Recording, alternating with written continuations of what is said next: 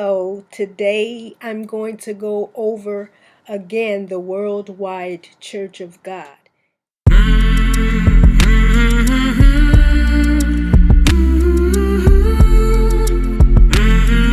Just to recap what I had gone through, because the way I explained it before is I was putting a lot of blame on perhaps my mother or perhaps my father or perhaps Mr. Armstrong.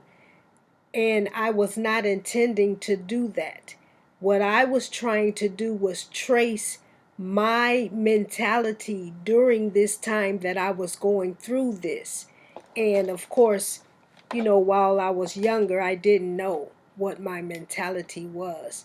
So I'm going to take this through my experience. It doesn't matter what anyone else thinks. This is my mentality. So this is the way it was. Okay, so my parents were a member first. And then they raised me under the idea or the teachings of the Worldwide Church of God. They were already members. They were already attracted to Mr. Armstrong.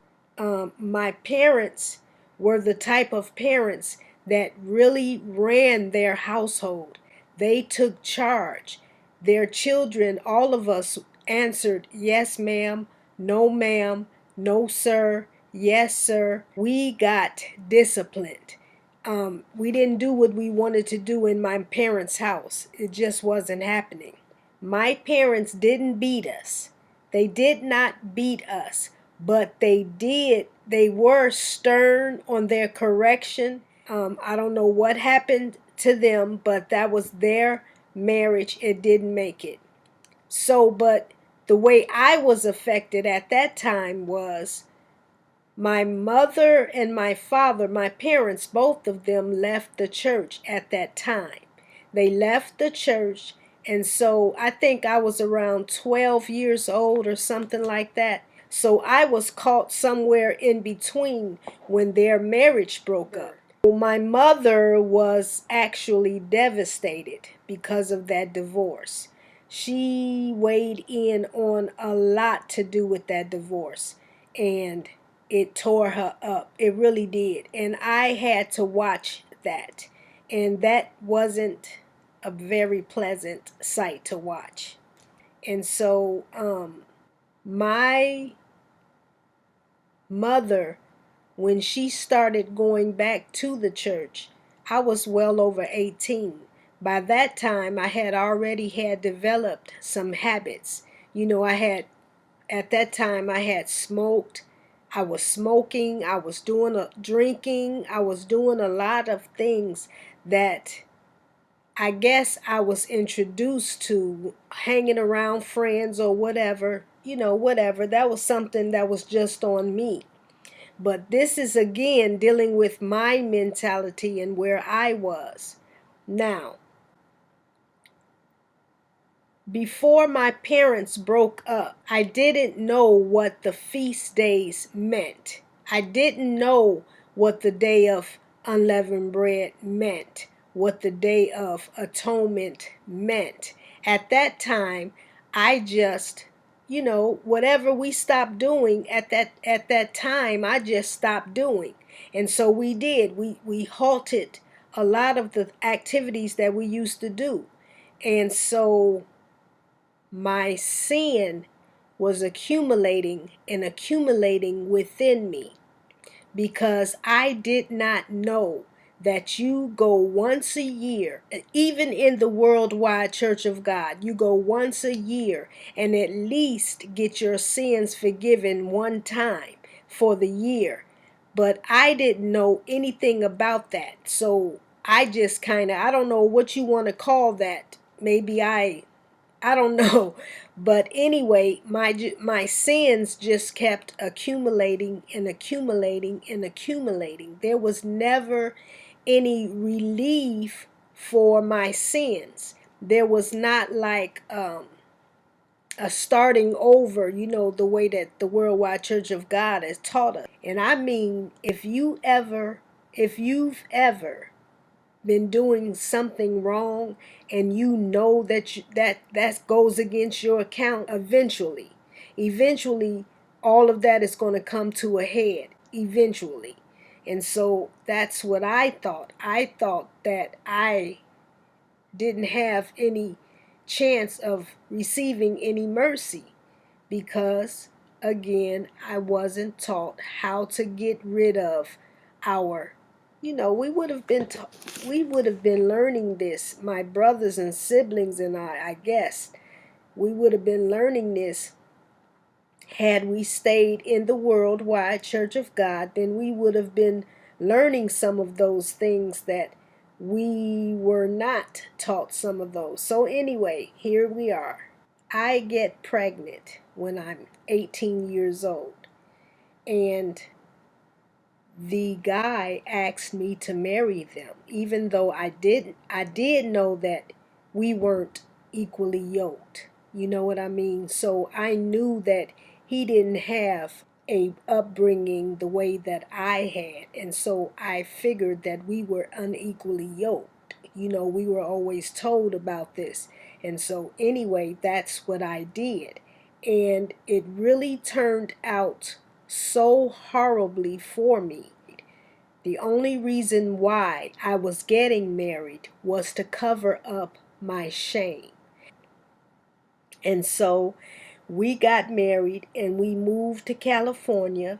And I mean, me and my husband, we were homeless. We were living in shelter homes, and we were living in Salvation Army homes. Anyway, my first year with my first husband, which I never got over doing that. Never. Went to God and thought that I could go and say that I'm sorry, and to allow my life to just go head on from that point on. I didn't know. And so I got caught down into that marriage, and it was so horrific for me. Just the whole thing was horrible.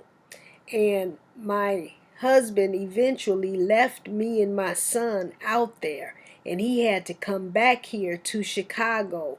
I don't know what he was trying to do or whatever, but he left me stranded out there in California. And it was what it was. There was a bunch of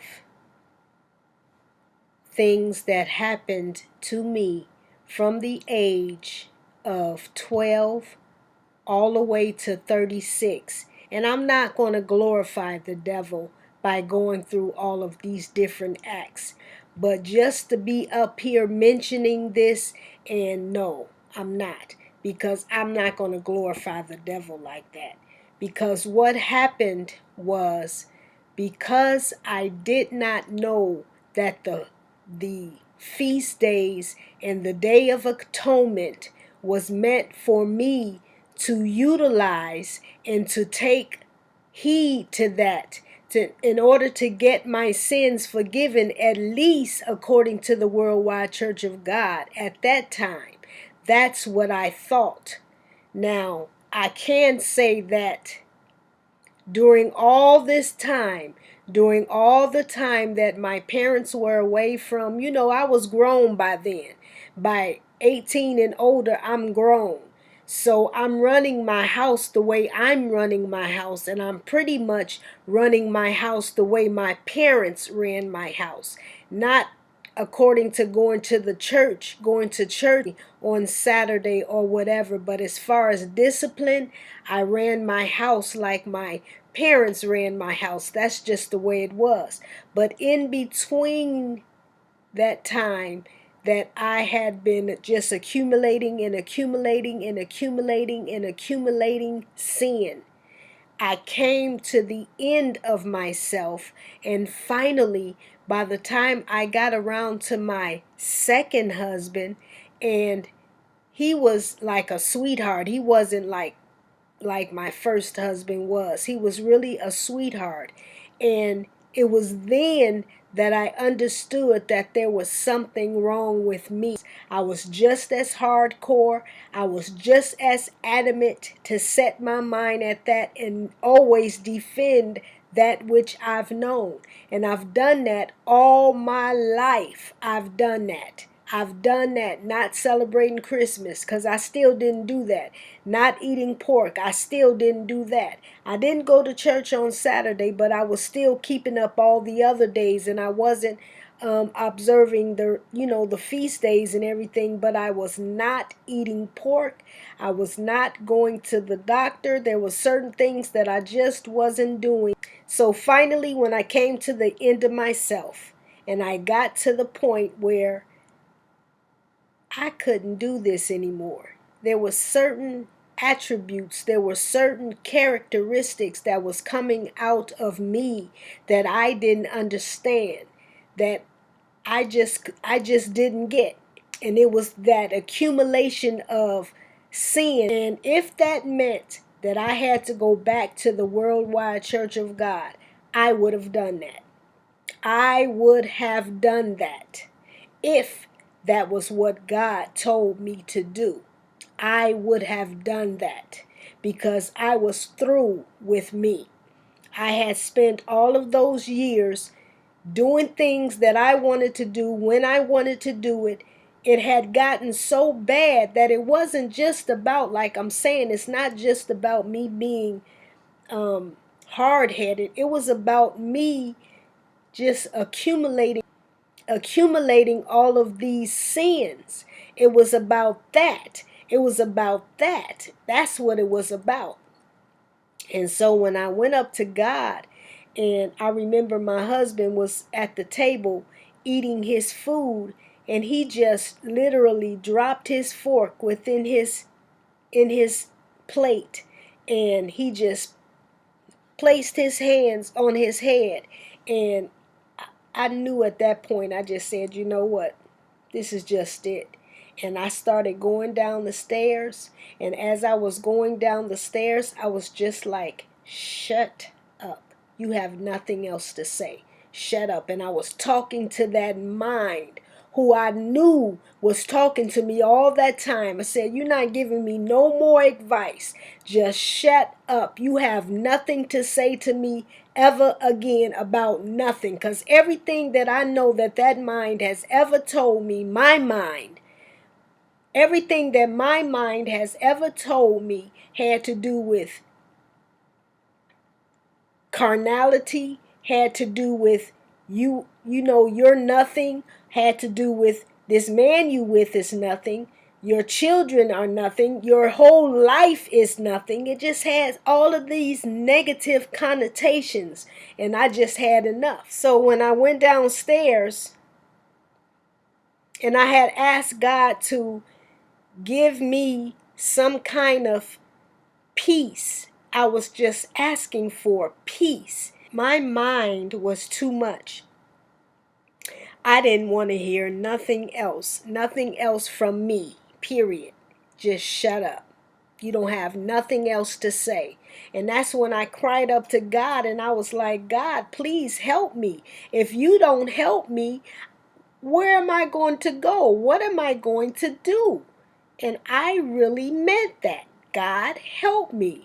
And at that point was the only point I ever cried out to God. Not in none of the other years, not in the pregnancy, not in the wrong marriage, not in the wrong relationship. But when I cried out to God, He heard me. He heard me, and He answered my call. And He told me, I am going to change your stony heart and give you a heart of flesh.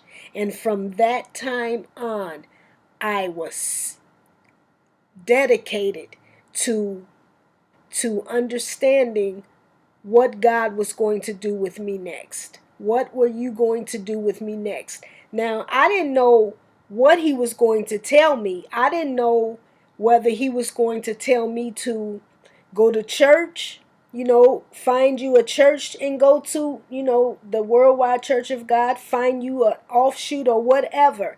Whatever God would have told me at that moment, I would have went. Simple as that. But that is not what he told me. He told me that if I study the word of God, if I study his word, I would find everything that I was looking for. That's what he told me. He didn't tell me to go find a church. He didn't tell me to go get up under the Worldwide Church of God. Now, I kept my ears open. I kept my ears open, and I would have went wherever he told me. That's how desperate I was. But that's not what he told me.